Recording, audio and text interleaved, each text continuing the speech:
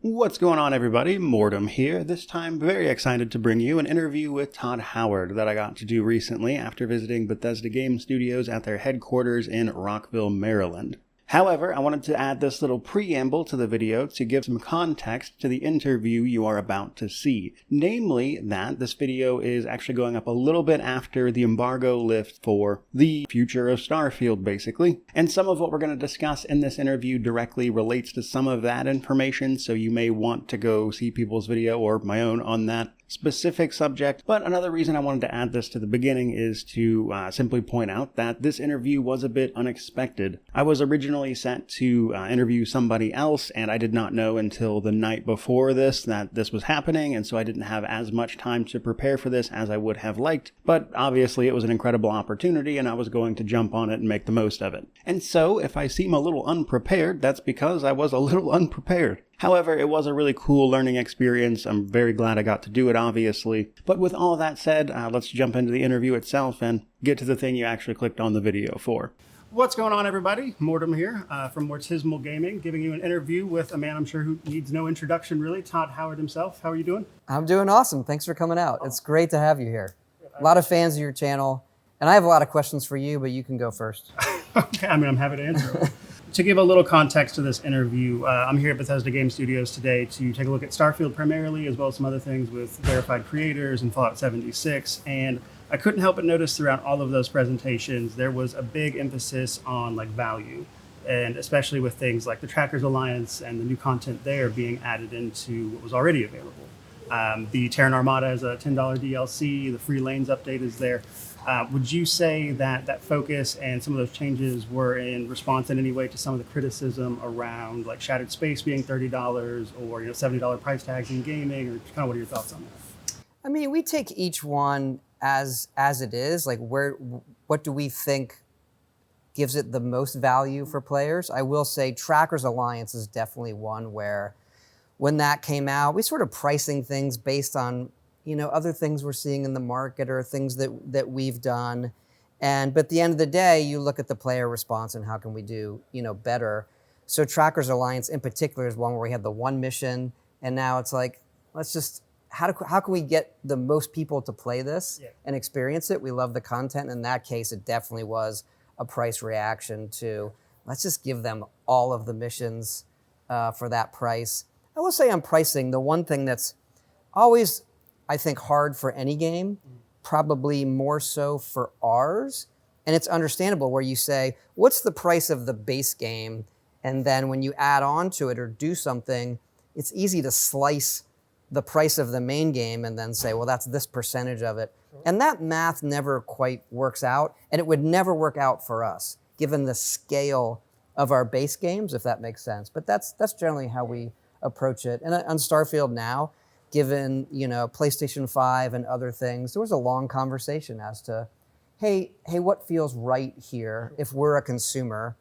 So that sort of leads me into my next question about pricing. I'm sure you've seen, at least in part, the rising cost of PC parts across the board, with, RAM in particular, I know was hit pretty hard. How has that affected the studio at all, if all? And then looking forward to what hardware is even going to be available for consumers? I know with Starfield, there was that meme going around about you might have to upgrade your PC for this one type of thing. So how's that factoring into decision making? It's a great question. I think going forward also for us, the PC audience is so much of where our core is. And I think if you look at PC gaming or even handhelds coming in, even though you're going to see, the AMDs and the NVIDIAs be pushing the high-end tech and PCs, there's the gamut there for what people are playing on is actually widening, both on the high end and on the lower end. So when we look at ourselves now and going forward, I think it's much more about casting a pretty wide net and having our games scale really well, where we can take advantage of the latest hardware, but also be able to run really well and really have more things that users can turn down because they just want to enjoy the game and they don't care about the latest specular highlight on whatever. And so I think we've done a good job there, but not as good a job as we want to do going forward. So I think going forward, we're looking at casting an even wider net as it comes to that. And looking forward, everyone's mind is, of course, on TES6 and how that's going to go. I know in the past you have said about how you were waiting for the technology to be in the right place. And is that conversation similar to the PC parts, hardware, all that stuff? No, I mean, that's a very old comment. And it has nothing really to do with the availability of hardware. It has to do just with where we're at internally. With our own engine, what we want the games to do. Starfield was clearly a big step and the basis for Creation Engine 3 that we're working on right now to do everything we want to do for that game. So bringing up Starfield there and bringing it back around to the presentation a little bit. So these updates with free lanes and everything that I've gone over in a video otherwise for people to see are very interesting to me, but I'm sure people are asking with these releases, is that it for Starfield, especially with, I believe, most of the studio's resources being put towards TES6? What does the future of Starfield look like from here in your perspective? No, definitely not the end. I think particularly going into our games now, we see how many people play them for so long that, the trick for us is to be developing a new game like TES6 while also supporting, big audiences we clearly have in Fallout and Starfield, et cetera. And so, no, definitely not the end for Starfield. We're excited about this release. We've started to work on and plan, so we call it like the next year 3, but that may come in different formats. Fair enough. So when it comes to Starfield, my favorite feature about that game is one that I don't think gets enough attention. It was actually added in the May 2024 update, I believe, which is the modular difficulty systems. I was curious to see how you feel about how that was received, what it did for gameplay, because I know, especially in games that are very modular, people tend to do that kind of thing. But how do you feel that was received, and is that something you want to keep going forward?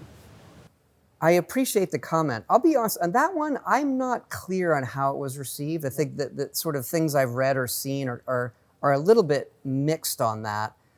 We love it. I love it. And that stemmed from a debate over we're going to add a survival mode. So you could you should have filmed that meeting on what we want here out of a survival mode. And I will say what's great about here is we debate it like the people on the internet do just before it exists. And there wasn't a clear, consensus on this is what survival feels like. And I suggested, looking at some other games too, Forza being one where I can dial in. Yeah. And then there was a debate over adjusting XP there. Which ones will adjust XP by how much?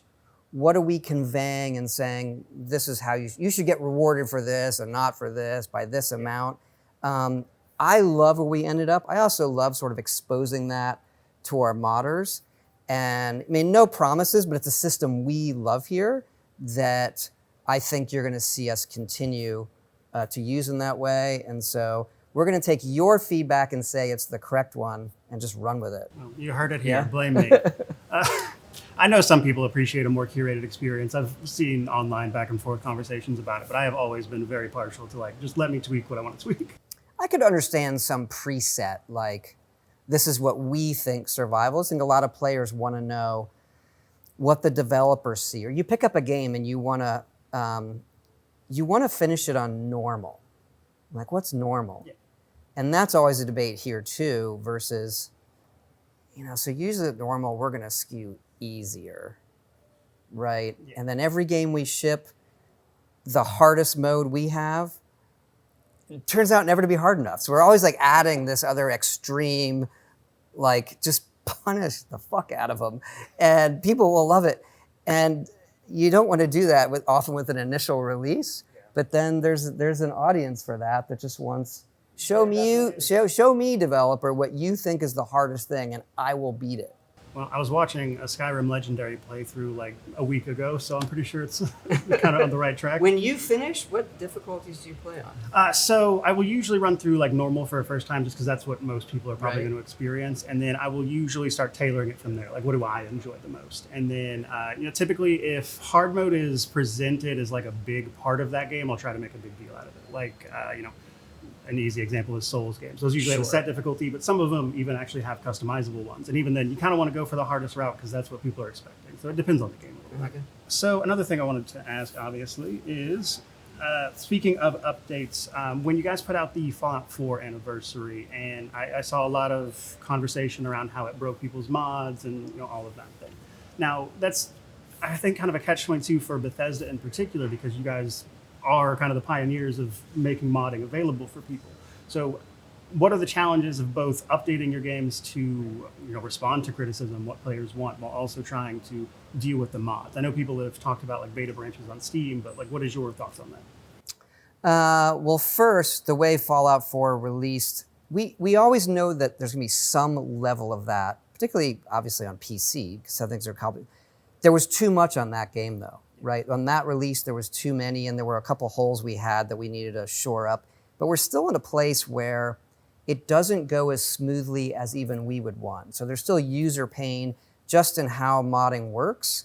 It's like increasing the storage space, something that we kind of put off. There's some internal plumbing we need to do, but it's more so there's a lot of user pain there. So there might be a certain audience that says, I want my storage space increased. This is particularly on Xbox, because when we change it, there's nothing we can do about it. It just trashes all of your storage space. And so there's a lot of user pain there.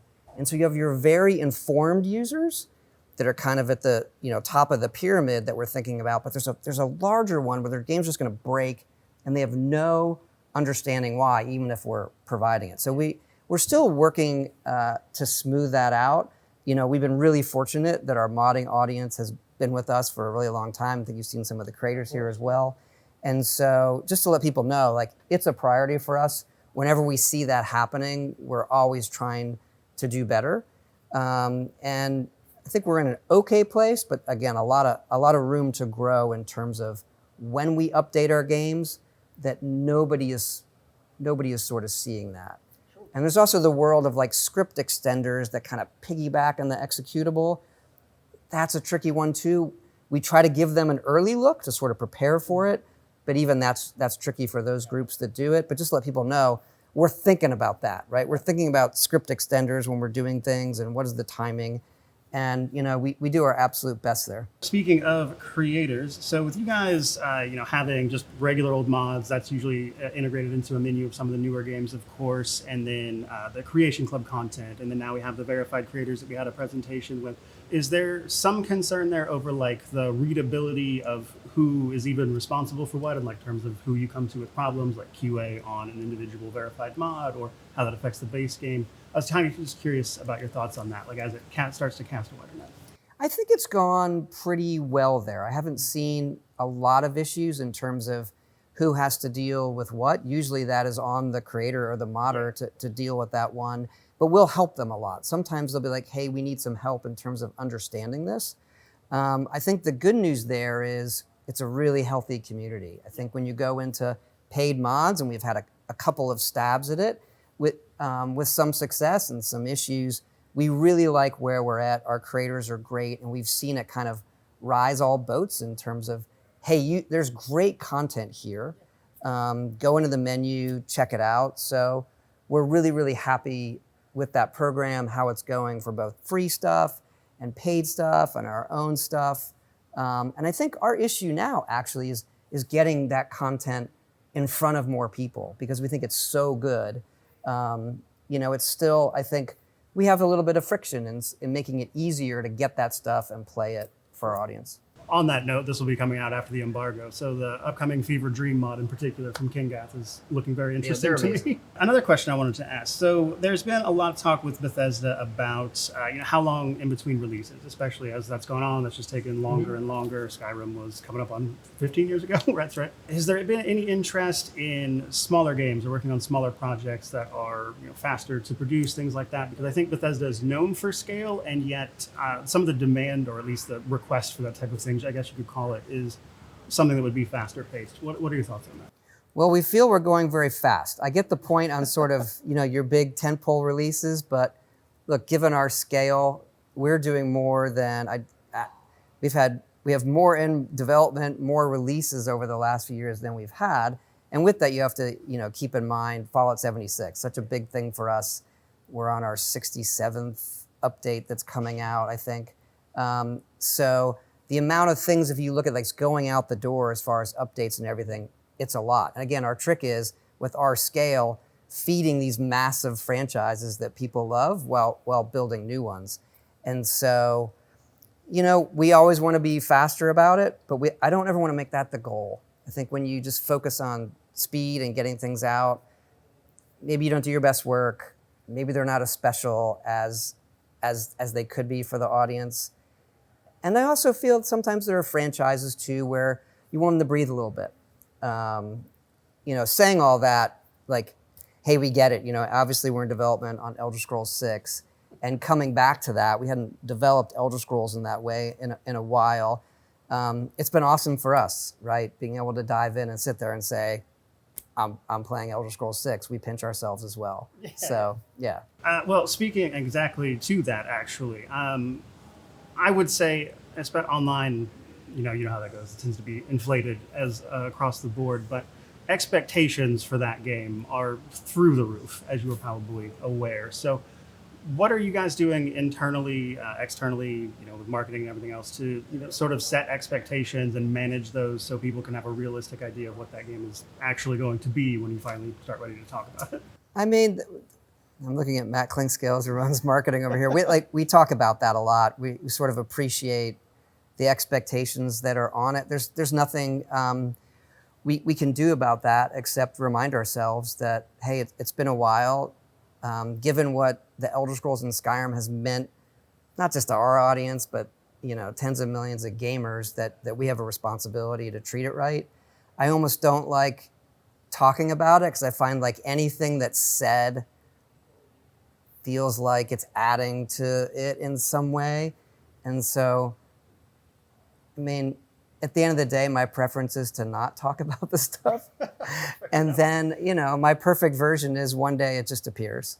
Yeah. That probably won't be the case. Yeah, but, it's something we're aware of, and we've talked a lot about how we would announce and talk about a game like that. Gotcha. So pretty much the last question I have for you, really.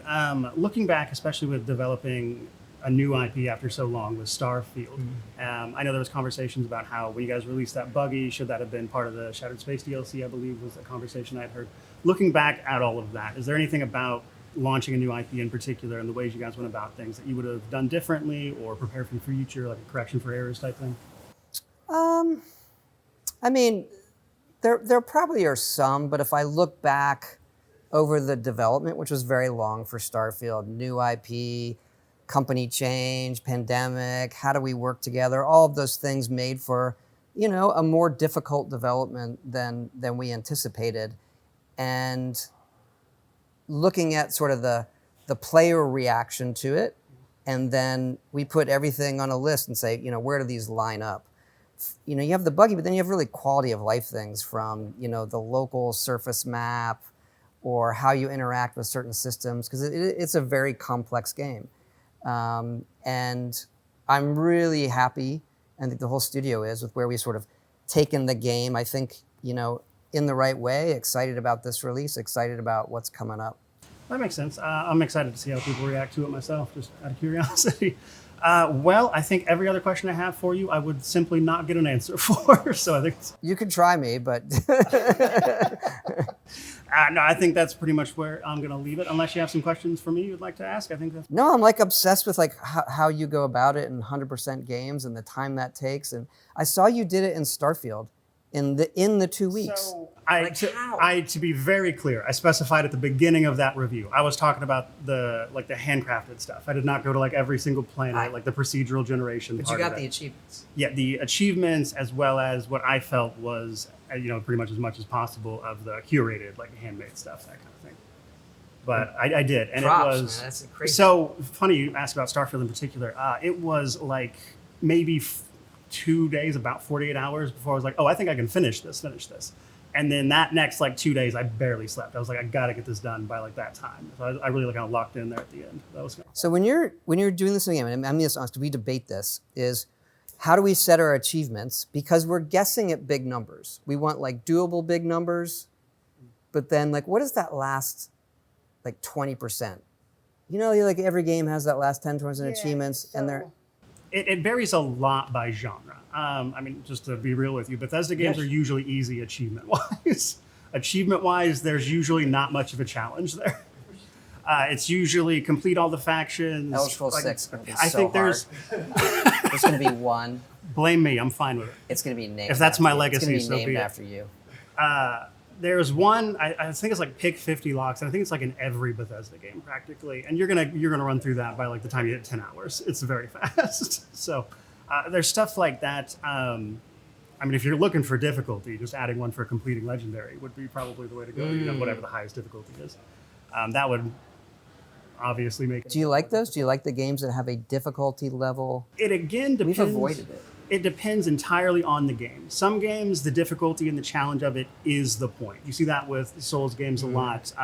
Very recently, the first Berserker of Kazan, that game was incredibly challenging, but in a way that felt very respectful of you as the player. And it's one of my favorite games that I've played in recent years because of how it managed to nail that. Do you prefer we usually lean toward time. If you put the time in, you'll do it. Some of the stuff you're talking about is literally physical skill. Sometimes, yeah. So if you're talking time, what usually happens, I mean, it's pretty easy to do pick 50 locks or hack so many computers, that kind of thing. Not if you don't have the skill, but yeah, it's technically easy. Yeah, but generally speaking, that's exactly what it is. It's just a time investment. And so you could increase those numbers and make it take longer. But I found with achievements that take a really long time, it's really about how rewarding the process is to get that achievement, because otherwise it just becomes busy work. So if, I'm trying to think of one off the top of my head, but basically if the reward at the end of it is you get that achievement, or obviously some in-game thing as well beyond just the achievement popping up, those usually feel better and are worth pursuing, as opposed to just being like, well, that wasn't a super useful use of my time, that kind of thing. But I imagine it's different for you because you're going to go make content based on that. Like when you run out of achievements, do you feel that you're done with the game, like you don't want to play it anymore, and you can make your video? Or a player who, I'm wondering, always needs that one or two out there that they feel they'll never quite get? I know it would, by the way, I noted, you said ours are too easy. But you get what I'm saying is when you do that, are you done with that game? It once again depends on the game. So some achievement lists they're so kind of constrained, you could say, that completing them wouldn't really be a good representation of the game. So that's kind of how I look at it. Is this achievement list, am I actually touching on all the content that the game is actually going to present you with, regardless of whether or not it's an achievement? That is, usually when I start my videos, I'm like, there's a video link down below that you can cover. And in that explainer video, that's usually the kind of things I go over and explain to people where it's really more about, did I see what the game offered in whatever context that means for that genre? That's usually kind of how I see it. Well, I'll pick your brain later on, but we'll make them harder. I'm happy to see it. Again, blame me, I guess. But no, man, I really appreciate your time. No, I appreciate it. Awesome stuff. Keep up the content, man. Absolutely. Good luck. Thank you.